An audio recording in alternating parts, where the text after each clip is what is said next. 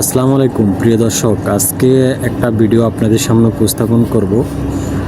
সেটা ইতিমধ্যে হয়তো আপনারা অনেকে দেখেছেন যে একজন প্রবাসীর লাশ বাংলাদেশে যাওয়ার পরে তার মায়ের যে আর্তনাদ এবং সন্তানের জন্য মায়ের যে করুণ কান্না, সেই দৃশ্যটা আপনাদেরকে একটু দেখাবো। আপনাদের সবারই ভিডিওটা দেখলে আশা করা যায় হৃদয় ছুঁয়ে যাবে।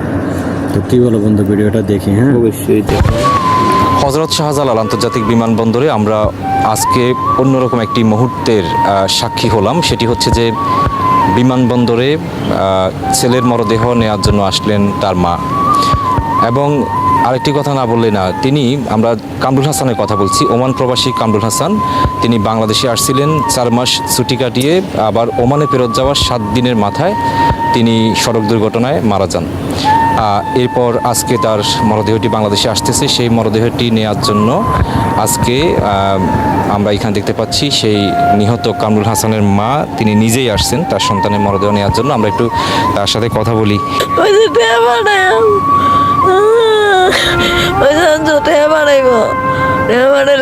ডাক্তারের কাছে যাম, আমি তো কষ্ট জীবনটা গেল বাজে।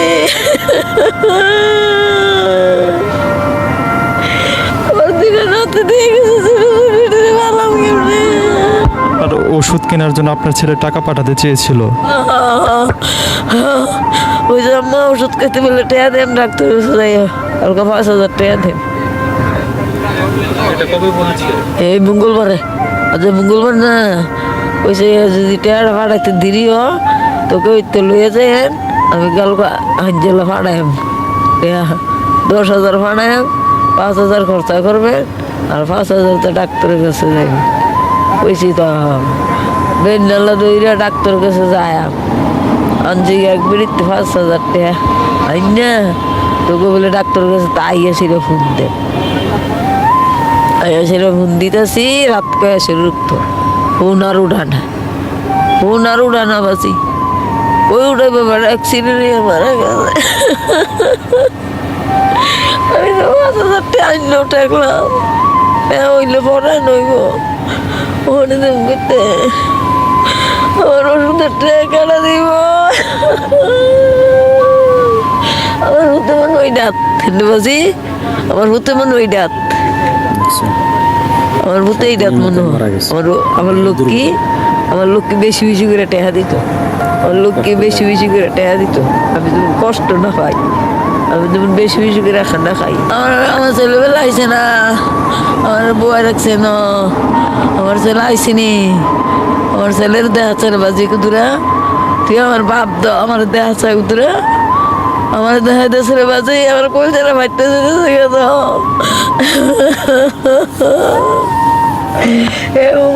কথা কইছি আর কথা কইছি না, আজ 8 দিন কথা কই না।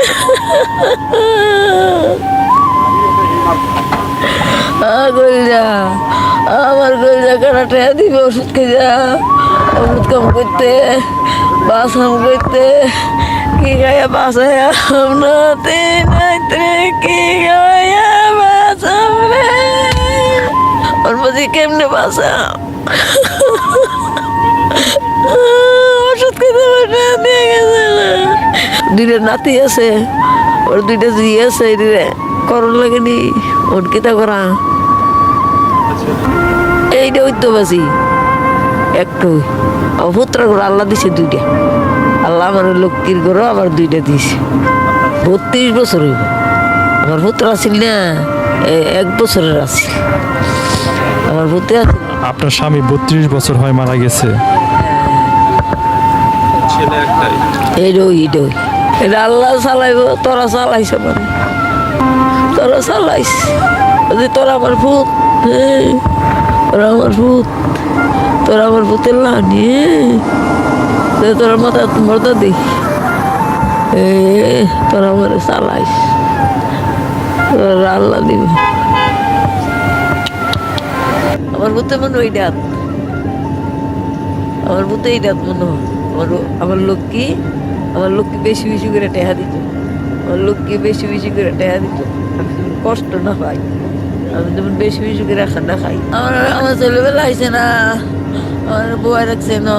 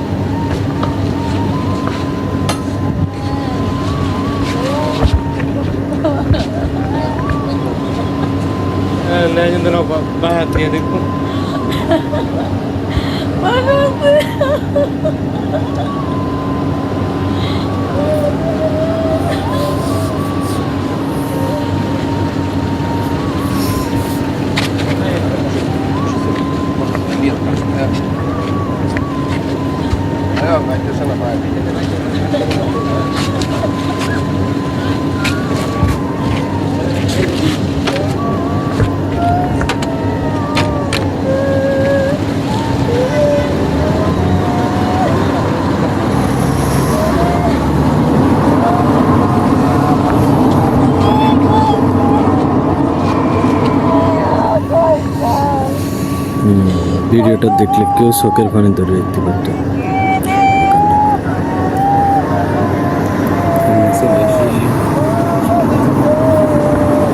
ভিডিওতে তো দেখলে মানে কারো পক্ষে কান্না আটকে রাখা সম্ভব নয় ভিডিওটা দেখার পরে। অবশ্যই। তো প্রতিদিন অনেক প্রবাসীর এইভাবে মৃত্যু হচ্ছে। আর উনি একজন ওমান প্রবাসী, ওমানে একজন প্রবাসী কত টাকায় বা আর ইনকাম করে, নিঃসন্দেহে তার পরিবারটা একবারে নিম্ন মধ্যবিত্ত পরিবার হতে পারে। যেহেতু পরিবারের একমাত্র উপার্জনক্ষম ব্যক্তি অলরেডি দুনিয়ার মায়া ছেড়ে চলে গেছে, মা সন্তানকে স্ত্রীকে একা করে চলে গেছে। আল্লাহ যাতে তার কবরকে জান্নাতের টুকরা বানায় আর তাদের পরিবারের দিকে সরকার এবং এলাকার গণ্যমান্য লোকরা যাতে একটু নজরে সুদৃষ্টি দিয়ে রাখে, সেই জন্য অনুরোধ করবো। এছাড়া তো আমাদের আর কিছু বলার নাই। আর যারা মানে গাড়ি চালাচ্ছেন তারা অবশ্যই সতর্কতামূলক পদক্ষেপ অনুসরণ করে আপনারা গাড়ি চালাবেন। একটা দুর্ঘটনা আপনার পরিবারের জন্য খুবই দুর্বিষহ একটা কষ্ট নিয়ে আসতে পারে। তো আমরাও আছি প্রবাসে, সবাইকে বলি অসংখ্য ধন্যবাদ।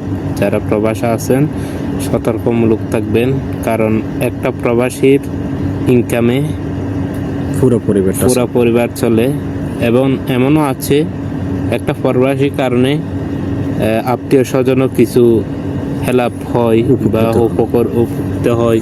প্রবাসটা তো আমাদের বাংলাদেশের প্রধান আয়ের উৎস, কারণ প্রবাসীরাই বাংলাদেশটাকে ধরে রাখছে। আমাদের সবাইকে সহি সালামত রাখে, সবাই যাতে সহি সালামত থাকে, সেই জন্য আল্লাহর কাছে দোয়া করছি। আর আপনারা সকলেই সাবধানতা অবলম্বন করে রাস্তায় চলাচল করবেন, কারণ এখানকার গাড়িগুলো অনেক স্পিডে চলে, রাস্তাগুলো ফাঁকা থাকে।